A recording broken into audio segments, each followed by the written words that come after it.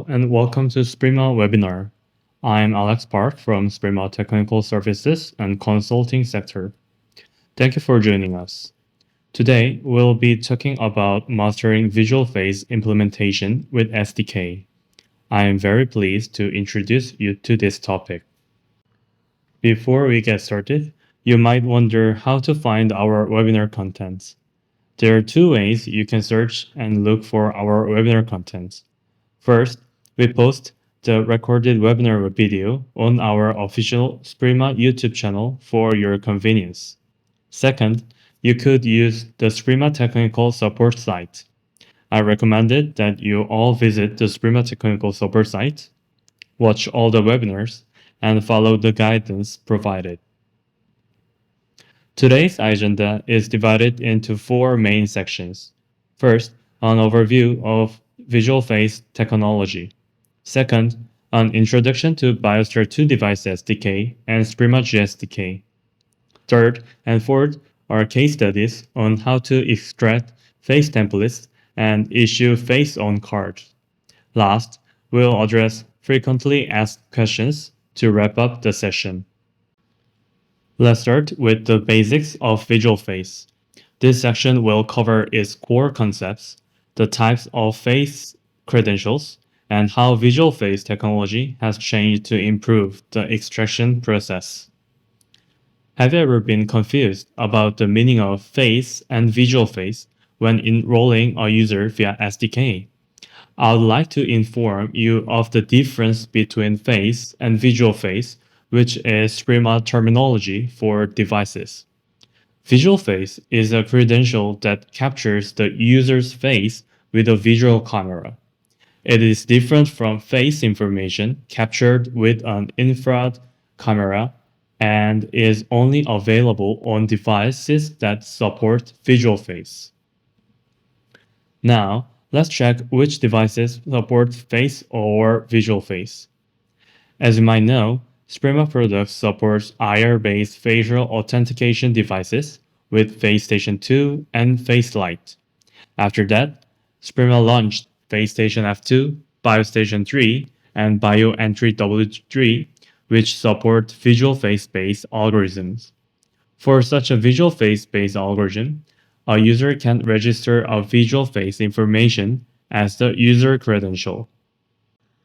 In the case of the visual face, the warped image is a key factor in the user's visual face data. Check the change in warped image size after updating the face algorithm. We define the visual face as the user biometric credential starting from FaceStation F2. The important notice is that the template from the old algorithm is not compatible with the template from the new algorithm. The key difference is that the FaceStation F2 uses a GPU processor, while the BioStation 3 and BioEntry W3 utilize NPU processors. As the template type varies depending on the processor, please note that a warped image is required for compatibility. When generating warped images, the latest versions of FaceStation F2 and BioStation 3, BioEntry W3 produce images of 112 by 112 pixels. Additionally, we now support both JPG and PNG formats for raw image data, whereas previously only JPG was allowed. As I mentioned, the type of template generated varies depending on the device. For identical devices, transferring a visual face template from one device to another does not cause any issues if only the template is sent. However, for devices that use different type of processors, as shown in the image below, a warped image must be transferred to generate the correct template. To transfer users across different device types, a warped image of raw image data is necessary. Once the image is sent, the device creates a template suited to its processor type. we recommend it to refer to the SDK documentation and use it according to the situation. Let's now take a look at how to use Visual Face using BioStar 2 Device SDK and Suprema G-SDK. Before we start, let me briefly inform you of useful information to start SDK integration.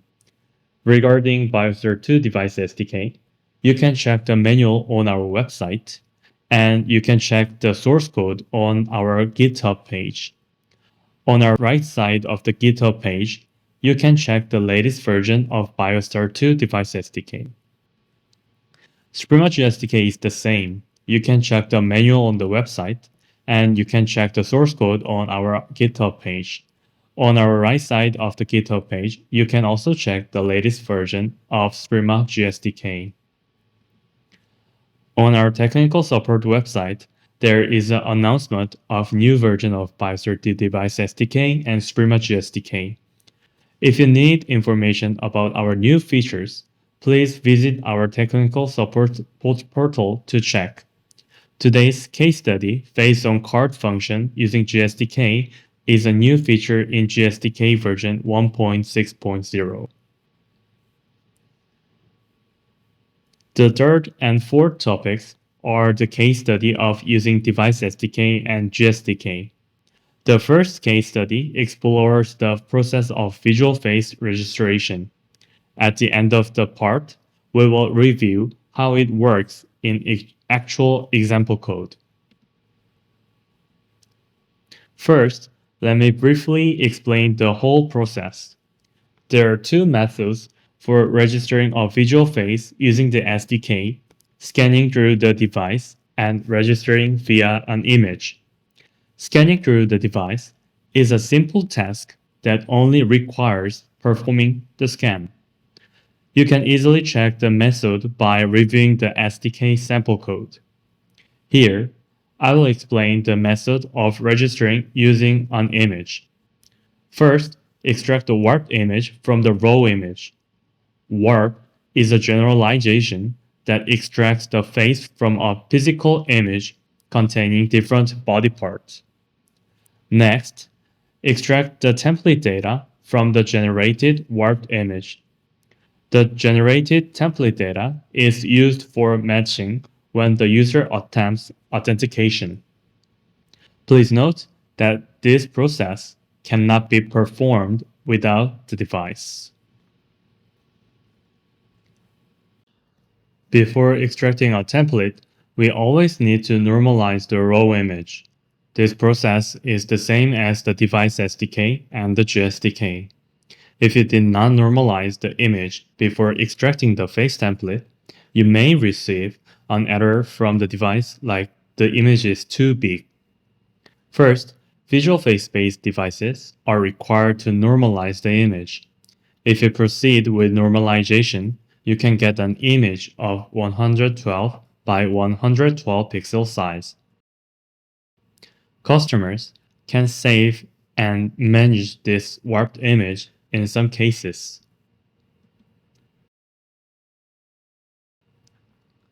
If you have normalized the image, the next step is to extract the face template from the warped image. If you proceed with normalization, the data is extracted according to the structure.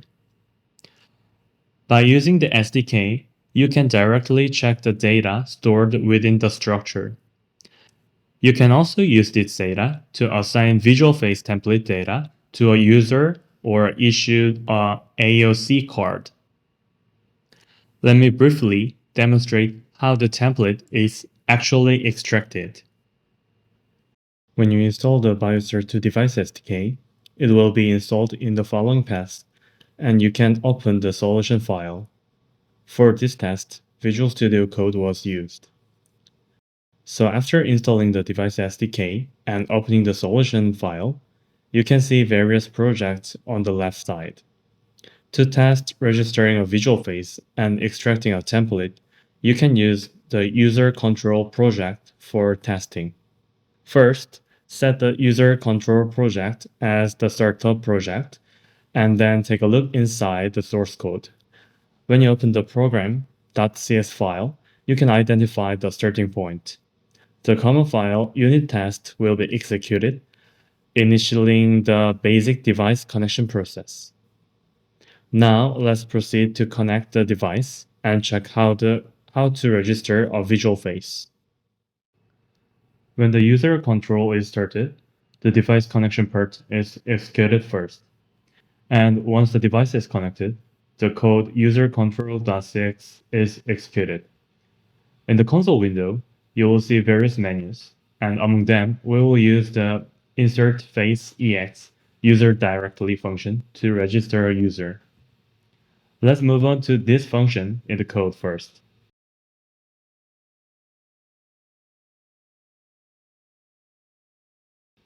To briefly review this function, various operations are performed to register a user. I will navigate to the corresponding code to see how the visual face is registered. For this test, since we are using a visual face device, it is necessary to confirm whether the device supports visual face. The part for registering visual face is included in the getUserBlobFaceExInfo function in the demo code. There are two methods to register a visual face using the SDK: scanning a face directly or using an image file.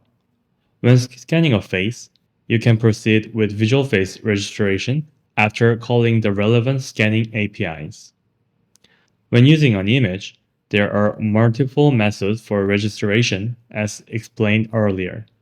You can register using only the template extracted from the image or directly using the image itself.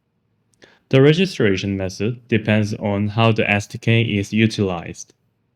Please refer to the previous explained visual face registration guide in this lecture. During the review, you can see the save to file code at various points. It is defined at the top of the source code, and this can be used to determine whether the image file or warped image is stored or not. Now, let's proceed to register a user using an actual image file. Before starting the test, I place my image file in the debug path. Following the demo code, I enter the user information and follow the steps in the demo code. After completing the registration, you can check that the warped image was generated in the debug folder. Additionally, you can verify whether the registration was successful using the SDK. We've provided sample codes on our GitHub to help you practice these processes. Please check out the examples and try them yourself for additional learning. The last one is the case study of the face on card using G-SDK. Face template on card is not a terminology used in the BioStar 2 system. It is a function of the access on card type of smart card, which store the visual face information. This feature was already available in BioStar 2, but it is a new feature in G-SDK version 1.6.0.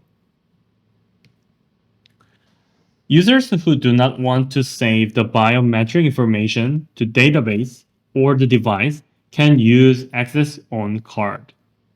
Visual face-based devices support the face template on card as the access on card. In Suprema G-SDK, the flag is used to distinguish between each device. If you use Face Station 2 or Face Lite, the flag will be PS2 Face Flag None. If you use BioStation 3, Face Station F2, or BioEntry W3, it will be PS2 Flag EX. If you already use a normalized image, it will be PS2 Face Flag Warp. If you are using visual face on G-SDK, please check these flags. So let's summarize the process to get visual face when using G-SDK.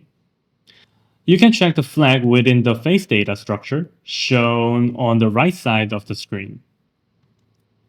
If you don't use BS3, face station F2, or BioEntry W3, use BS2 face flag none.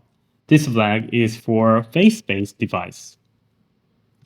If the image is not normalized, we should use a flag called BS2 face flag EX.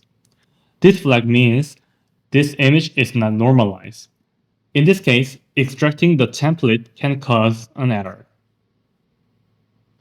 If you have already normalized the image, you need to use two flags, BS2 face flag EX vertical bar, BS2 face flag warped.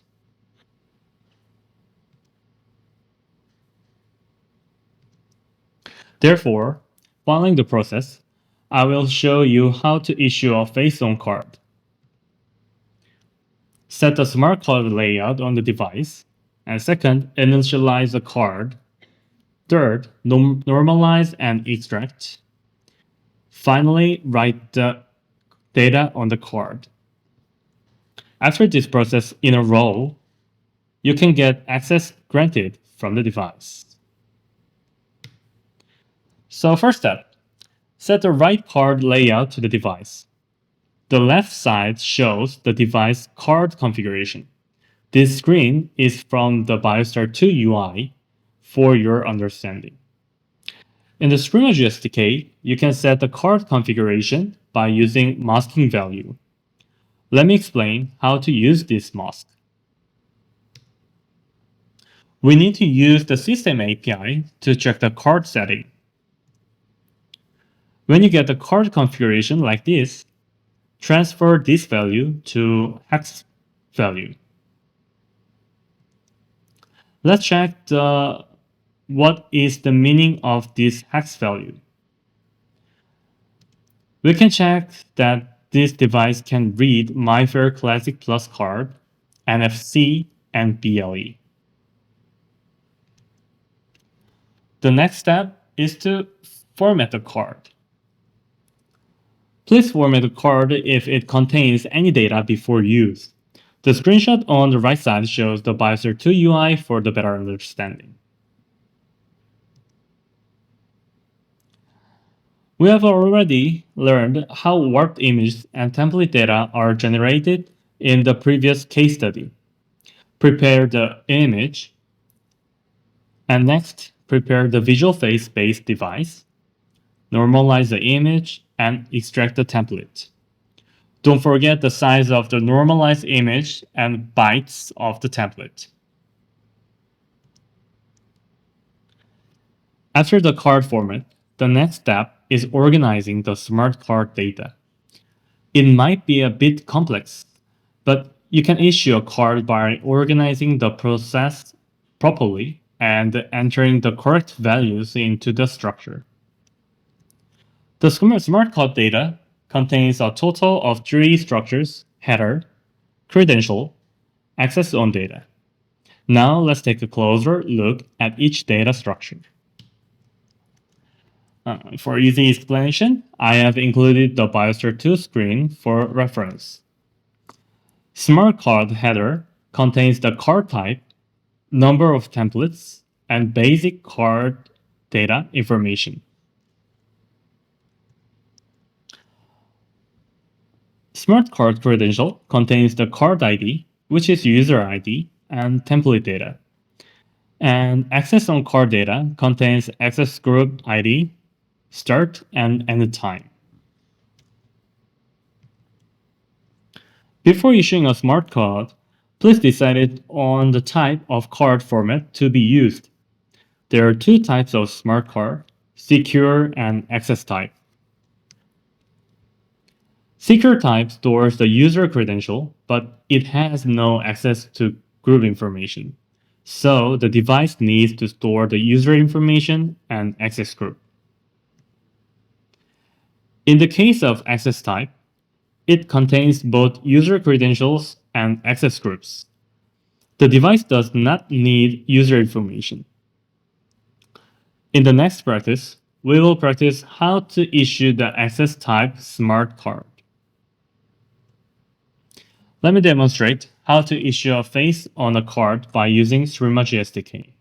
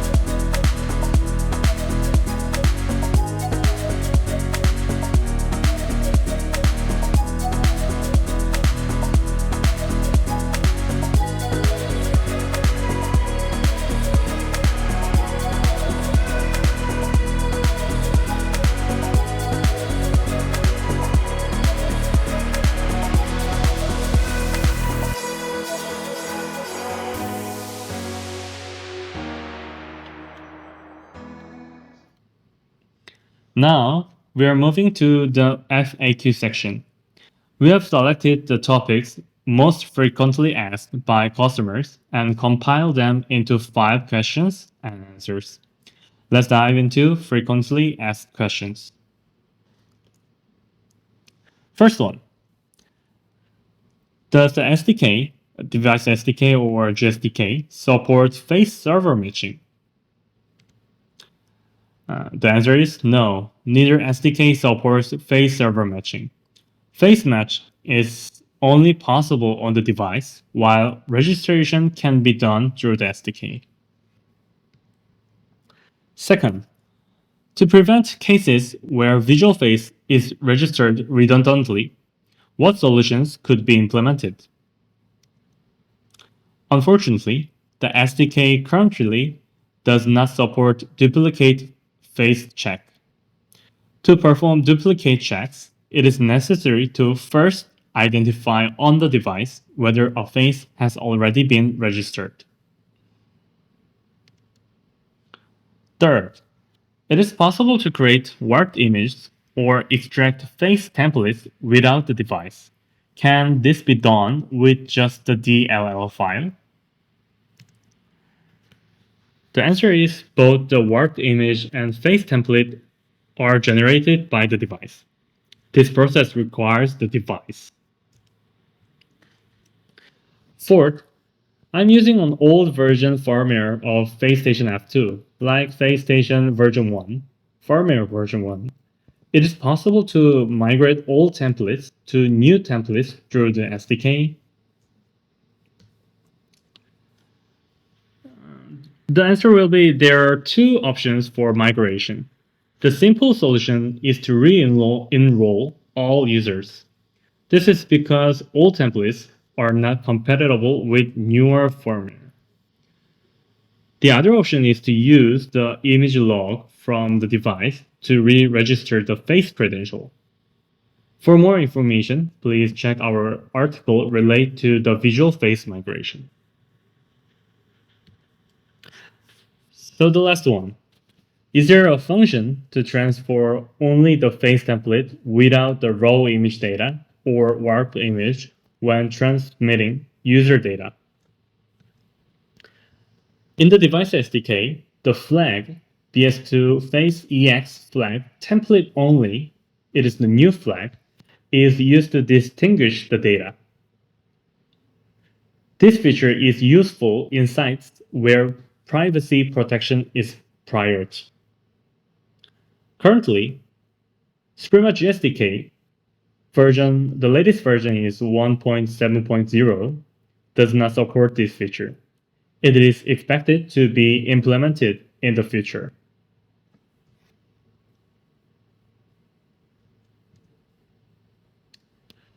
That's all I have prepared for you in this course. If you have any questions, please raise the ticket on the Suprema technical support site. All agents will be pleased to support you. Thank you for joining me today. I was Alex Park. Thank you.